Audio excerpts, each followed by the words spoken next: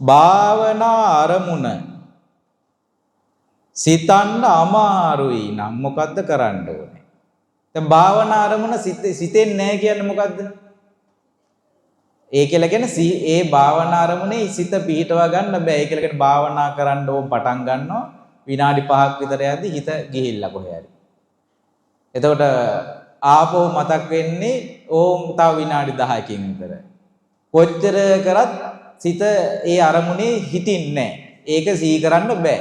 ඒ අරමුණ ආස්සේ තවත් මොනවා හරි කලබගෑනියක් තියෙනවා. දැන් අපි හිතමු ඔන්න අරමුණක් අපි සිහි කරනවා. ඒ භාවනා අරමුණ සිහි කරනකොට ඒ භාවනා අරමුණ අපේ හිතේ නිකන් තිබුණට නිකන් ඒක පුරුද්දට යනවා. මෛත්‍රී භාවනාව කරනවා. ඔන්න ඉතින් අපි හිතමු දැන් මෛත්‍රී භාවනාව කියනවා. මම වෛර නැත්තේක්කෙම්මා තරහ නැත්තේක්කෙම්මා කියලා කීවට ඔන්න යටින් වෙන කොහේ හරි සිතුවිලි ටිකක් යනවා අරක නිකන් පුරුද්දට යනවා.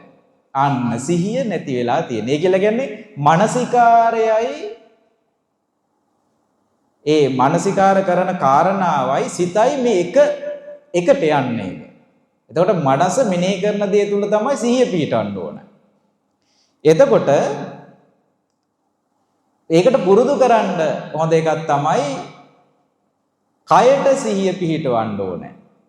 දැන් අපි හිතමු වාඩි වෙලා ඉන්නේ. ඔන්න වාඩි වෙලා ඉන්න සිරියව්ව සිහි කරගෙන ඉන්නවා ටික වෙලාවක්. කොහොමද වාඩි වෙලා ඉන්න සිරියව්ව සිහි කරගන්නේ? දැන් මේක මේ භාවනා කරද්දී මේක එක උපක්‍රම. දැන් මේ උපක්‍රම එක එක ආචාර්යවරුන්ගේ પરම්පරාව වලින් එන ඒ භාවනා කරද්දී පාවිච්චි කරපු දේවල්. එතකොට දැන් කයට සිහිය පිහිටවා ගන්න දැන් අපි හිතමු වාඩි වෙලා ඉන්නවා. S2 පියාගෙන දැන් හොඳට සිහි කරගන්න දැන් තමන්ගේ ශරීරයේ තියෙන විදිය. දැන් අපි ඉන්න විදිය. දැන් ඉන්න විදිය තමන්ට S2 පියාගත්තම පේනව නේද? දැන් කොහොමද පේන්නේ? මම කකුල් දෙක මෙහෙම තියන් ඉන්නවා. අත් දෙක මෙහෙම තියන් ඉන්නවා. මගේ කොන්ද තියෙන්නේ මෙහෙම. එතකොට ඔන්න ඔය විදිහට යටිපතුලේ ඉඳලා හිසට සිහි කරන්න. හිසේ ඉඳලා පහළට ශරීරයේ කොටස් ටික සිහි කරන්න. අන්න එතකොට මේ සිහිය කියන දේ තමන් ළඟට උපදිනවා. මේ සිහිය පිට ගිහිල්ලා තියෙනවා නම් තමන් ළඟට එනවා. දැන් සමහරට අපි ගමනක් ගිහිල්ලා කඩේ ගිහින් එනවා. මේ කඩේ ගිහින් අපි මෙහි ගෙදර ආවට හිත තාම කඩේ වෙච්ච ප්‍රශ්නයක වෙන්න පුළුවන් තියෙන්නේ. එයා තාම මග හම්බෙච්ච කෙනෙක් ගැන හිතෙනවා. කඩේ මේ මුදල් දීපු හැටි ඒව මතක් වෙනවා. ඒ කියලා කියන්නේ සිහිය එතනින් ඇවිල්ලා නෑ. කල්පනාව නෑ එතන. කල්පනාව දැන් ආපු තැනට කල්පනාව ගන්න තමයි අර ඒක සිහි කරන්නේ. එහෙම නැත්නම් අපි සාමාන්‍යයෙන් තව කරන්න පුළුවන් S2 පියාගෙන වාඩි වෙලා මේ අවට තියෙන දේවල් සිහි කරන්න. මොනවද තමන් ඉන්න තැන වාඩි වෙලා අවට මොනවද තියෙන්නේ? මෙතනින් දොර තියෙනවා. මෙතන තමයි මේ කට්ටිය වාඩි වෙලා ඉන්නේ කියලා ටික ටික තමන් ළඟට සිහිය එනවා. මෙතන ආසනයක් තියෙනවා. මෙතන පුටුව තියෙනවා. මේ පුටුවට තමයි මම දැන් වාඩි වෙලා ඉන්නේ කියලා S2 පියාගෙන සිහි කරලා ඊට පස්සේ කයට සිහිය ගන්නවා. අන්න එතකොට සිහිය උපදිනවා. එහෙමත් නැත්තම් ටිකක් නිස්සබ්දව S2 පියාගෙන පොඩ්ඩක් මේ පරිසරයේ දේට ඇහුම්කන් දෙන්න.